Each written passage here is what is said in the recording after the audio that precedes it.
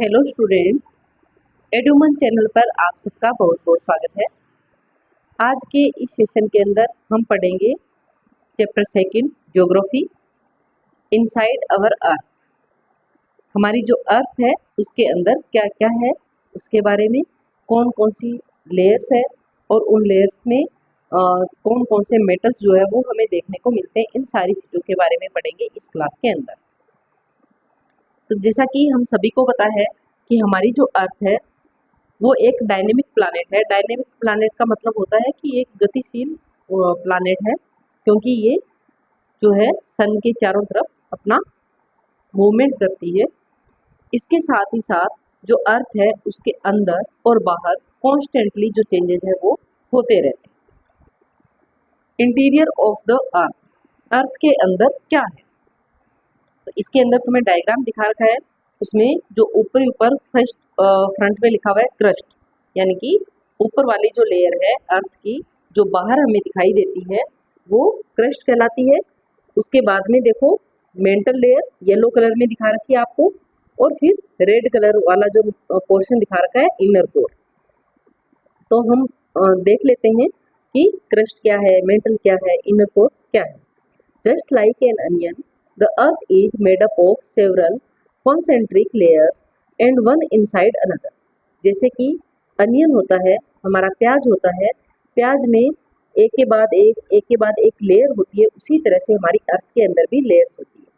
जैसे कि तुम अगर प्याज को छीलोगे तो ऊपर वाली लेयर को हटाओगे, नीचे एक लेयर और आ जाएगी, उसको हटाओगे एक लेयर और आ जाएगी। उसी तरह से हमारी अर्थ के अंदर भी लेयर्स पाई जाती है। The uppermost layer over the earth's surface is called the crust। हमारे अर्थ के सबसे ऊपर वाली लेयर जो हमारी अर्थ के सरफेस को कवर करके रखती है उसको हम कहते हैं क्रस्ट। क्वेश्चन बनता है व्हाट इज क्रस्ट, तो आपको क्या लिखना है, the uppermost layer over the earth's surface is called the crust। It is the thinnest of all the layers, यानी कि अर्थ में जितनी भी लेयर्स है उनमें सबसे थिनेस्ट लेयर है crust layer. It is about 35 kilometre. हमारी अर्थ के जो सरफेस है वहां से अगर हम खोदना शुरू करें तो नीचे हम 35 किलोमीटर तक खोदे, वहां तक हमारी जो लेयर है वो कौन सी होगी, क्रस्ट। और ये कॉन्टिनेंटल वाले एरिया में 35 किलोमीटर है। अगर अपन ओशन फ्लोर की बात करें तो वहां पर ये सिर्फ 5 किलोमीटर ही है। The main mineral constituents of the continental mass are silica and alumina। और अगर हम बात करें कॉन्टिनेंटल वाले एरिया के अंदर इस लेयर के अंदर कौन से मिनरल्स पाए जाते हैं, तो यहाँ पर हमें सिलिका और एलुमिना देखने को मिलता है। इट इज दस कॉल्ड सियार। सिलिका का SI और एल्यूमिनियम का Al मिला करके क्या बनता है, सियार। SI मतलब सिलिका, Al मतलब alumina. The oceanic crust mainly consists of silica and magnesium। और जो क्रस्ट वाला पार्ट ओशन वाले एरिया में है वहाँ पर हमें सिलिका के साथ मैग्नीशियम देखने को मिलता है, और इसीलिए इसको बोला जाता है सीमा। SI, सिलिका का SI और मैग्नीशियम का Ma मिला करके हम इसको शॉर्ट में क्या बोलेंगे, sima. Just beneath the crust is the mantle which extend up to a depth of 2900 kilometre. और जैसे ही क्रस्ट लेयर खत्म होती है, क्रस्ट लेयर के जस्ट बाद में शुरू होती है मेंटल लेयर, और ये नीचे डेप्थ में 2900 किलोमीटर तक ये वाली लेयर है। The inner most layer is the core. और मेंटल के बाद में जो लेयर आती है वो है core, with A radius of about 3500 kilometre. और इसकी जो लेंथ है वो लगभग 3500 किलोमीटर तक है। It is mainly made up of nickel and iron and is called nife. और इसके अंदर निकल और आयरन है, यानी कि ये वाली जो लेयर है वो निकल और आयरन से मिलकर बनी है। तो निकल का Na और आयरन को हम बोलते हैं फेरस, तो फेरस का Fe मिला करके nife. The central core has very high temperature and pressure. हमारा जो सेंट्रल कोर वाला एरिया है वहाँ पर सबसे ज़्यादा टेम्परेचर और सबसे ज़्यादा प्रेशर होता है। Rocks and minerals, the earth crust is made up of various types of rocks. हमारी जो क्रस्ट लेयर है वो बहुत सारी रॉक्स से मिलकर बनती है। Any natural mass of mineral matter that makes up the earth crust is called a rock. कोई भी नेचुरल मास जो कि मिनरल मैटर जिसके अंदर है और वो अर्थ की क्रस्ट को बना रहा है, उसको हम क्या कहेंगे? रॉक कहेंगे। Rocks can be of different colour, size and texture. Rock अलग अलग कलर में, अलग अलग साइज और अलग अलग टेक्सचर में हो सकते हैं। There are 3 major types of rocks: igneous rock, sedimentary rocks और मेटामॉर्फिक रॉक्स। तो सेकंड क्वेश्चन आपका यहाँ से बनता है कि आपके रॉक्स के टाइप्स कौन कौन से हैं, उनको अगर एक्सप्लेन करना हो तो वो क्वेश्चन आपके यहाँ से बनेगा। तो अगर हम मेजर टाइप्स की बात करें रॉक्स के, तो 3 टाइप्स है: इग्निशियस रॉक, सेडिमेंट्री रॉक्स और metamorphic rocks. When the molten magma cools it becomes solid. जब जो मोल्टन मैग्मा है वो कूल होता है, ठंडा हो जाता है और वो सॉलिड हो जाता है। Rocks thus formed are called igneous rock. और उस ठंडे हुए मैग्मा से जो रॉक्स बनती है उनको हम इग्निशियस रॉक्स कहते हैं। अगर आपके क्वेश्चन आता है डिफाइन द इग्निशियस रॉक, तो आपको लिखना है when the molten magma cools it becomes solid, rocks thus formed are called igneous rocks. They are also called primary rocks. इनको हम प्राइमरी रॉक्स भी कह सकते हैं। There are 2 types of igneous rock. अब जो igneous rocks है उनको भी हमने 2 टाइप्स में डिवाइड कर दिया है। एक तो intrusive rocks और दूसरा extrusive rocks. Can you imagine lava coming out from the volcanoes? Lava is actually fiery red molten magma coming out from the interior of the earth और इट्स सरफेस। हमारी जो अर्थ है उसके अंदर से फायरी रेड कलर का molten magma जो है वो बाहर आता है अर्थ की सरफेस पे। When this molten lava comes on the earth surface, जब ये लावा अर्थ की सरफेस पे आ जाता है, इट रेपिडली कूल्स डाउन। और जब ये रेपिडली कूल यानी कि बहुत जल्दी ठंडा हो जाता है और सॉलिड हो जाता है, rocks formed in such a way on the crust are called extrusive igneous rocks. ऐसी rocks को हम extrusive igneous rocks कहेंगे। यानी कि जो फायरी रेड मोल्टन जो मैग्मा है वो अर्थ के अंदर से बाहर आता है और बाहर आकर के तुरंत ठंडा हो जाता है और सॉलिड बन जाता है। उससे जो रॉक्स बनती है उनको हम एक्सट्रूसिव igneous rocks कहेंगे। They have a very fine grand structure. और इनकी स्ट्रक्चर बहुत ही फाइन ग्रेन स्ट्रक्चर होती है। For example basalt. अगर आपसे पूछा जाए एक्सट्रूसिव इग्निशियस रॉक्स का एग्जाम्पल, तो आपको उसमें आंसर लिखना है बेसाल्ट। यानी कि जो बेसाल्ट रॉक्स है वो एक्सट्रूसिव इग्निशियस रॉक्स है, जो कि जो फायरी रेड मोल्टन मैग्मा है वो बाहर आकर के कूल होता है और सॉलिड फॉर्म में बन जाता है, उससे बनती है basalt. The Deccan प्लेटू is made up of basalt rocks. और हमारा जो डेक्कन प्लेटू है वो बेसाल्ट रॉक से ही बना है। Sometimes the molten magma cools down deep inside the earth crust. कई बार जो मोल्टन मैग्मा है वो अर्थ की सरफेस पे नहीं आ पाता है और अर्थ की सरफेस के अंदर ही वो कूल हो जाता है।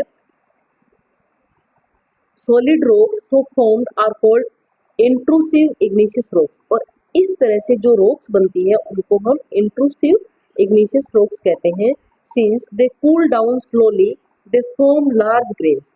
और ये जो है धीरे धीरे ठंडी होती है रॉक्स, और इसलिए इनमें जो ग्रेन्स होते हैं वो थोड़े बड़े ग्रेन्स बनते हैं। Granite is an example of such a rock. और ग्रेनाइट जो है वो इंट्रूसिव इग्निशियस रॉक्स का अच्छा एग्जाम्पल है। Grinding stones use to prepare paste और powder of spices and grains are made of granite. और ग्रेनाइट को ग्राइंड करके पेस्ट और पाउडर जो है वो प्रिपेयर किया जाता है। Rocks roll down, crack and hit each other and are broken down into small fragments. जो रॉक्स होती है रोल डाउन होती है, क्रैक होती है, एक दूसरे से टकराती है और इस तरह से वो टूटती जाती है छोटे छोटे फ्रेगमेंट्स से। These smaller particles are called sediments. और इससे जो रॉक्स बनती है उनको हम कहेंगे sediments. These sediments are transported and deposited by wind, water, etc. और ये जो सेडिमेंट्स है, ये जो छोटे छोटे टुकड़े हैं, ये हवा के द्वारा, पानी के द्वारा कहीं पर ट्रांसपोर्ट होकर के कहीं पर भी डिपॉजिट हो जाते हैं। These loose sediments are compressed and hardened to form layers of rocks। और ये जो लूज सेडिमेंट्स है, ये टाइम के साथ साथ कंप्रेस होते हैं और हार्ड हो जाते हैं और एक रॉक्स की लेयर बना देते हैं। These types of rocks are called sedimentary rocks। और इस तरह से जो रॉक्स बनती है उनको हम सेडिमेंट्री रॉक्स कहते हैं। फॉर एग्जाम्पल सैंडस्टोन, जो सैंडस्टोन है वो सेडिमेंट्री रॉक्स का एग्जाम्पल है। These rocks may also contain fossils of plants, animals and other microorganisms that once lived on them। और इसका जो और एग्जाम्पल है, यानी कि जो प्लांट्स के फोसिल्स है, एनिमल्स के फोसिल्स है, वो भी इसी तरह से बनते हैं। Igneous and sedimentary rocks can change into metamorphic rocks under great heat and pressure। और जब igneous और sedimentary rocks पे बहुत ज़्यादा हीट और प्रेशर पड़ता है तो वो किस में कन्वर्ट हो जाती है? मेटामॉर्फिक रॉक्स में। For example clay changes into slate और लाइमस्टोन इनटू मार्बल। जो क्ले है हमारी वो स्लेट में चेंज हो जाती है और लाइमस्टोन जो है वो मार्बल में चेंज हो जाता है। यानी कि एक लंबे टाइम में बहुत ज़्यादा प्रेशर और बहुत ज़्यादा हीट जब इन पे पड़ती है तो उससे ये अपना जो रूप है वो चेंज कर लेती है और इस ऐसी रॉक्स को हम मेटामॉर्फिक रॉक्स कहते हैं। Rocks are very useful to us. Rocks हमारे लिए बहुत यूजफुल है। The hard rocks are used for making roads, houses and buildings. जो हार्ड रॉक्स होती है उनका यूज हम रोड्स, हाउसेज और बिल्डिंग बनाने में करते हैं। You use stones in many games. Stones का यूज हम बहुत सारे गेम्स में भी करते हैं, जैसे कि 7 स्टोन्स जिसको पिट्ठू बोलते हैं, हॉप्सकॉच, स्टेपू, 5 स्टोन्स जिसको गिट्टी बोलते हैं। Find out some more such games by asking your grandparents, neighbour etcetera. और इस तरह के और भी गेम्स आप अपने पेरेंट्स से पूछ सकते हैं। You will be surprise to know that one type of rock changes to another type under certain condition in a cyclic manner.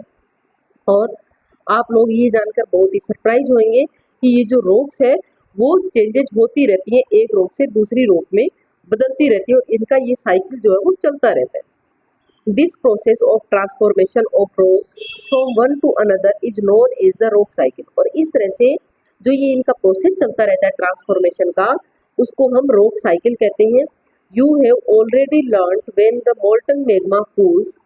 आप लोगों ने ये ऑलरेडी पढ़ लिया है कि जब मोल्टन मैग्मा कूल होता है और ये सॉलिडिफाई होता है तो इग्निशियस रॉक्स बनती है। और ये इग्निशियस रॉक्स जब टूट जाती है स्मॉल पार्टिकल्स में और ये कहीं पर डिपॉजिट हो जाती है तो सेडिमेंट्री रॉक्स बनती है। और जब इग्निशियस और सेडिमेंट्री रॉक्स जो है उन पर बहुत ज़्यादा हीट और बहुत ज़्यादा प्रेशर पड़ता है तो ये मेटामॉर्फिक रॉक्स में कन्वर्ट हो जाती है।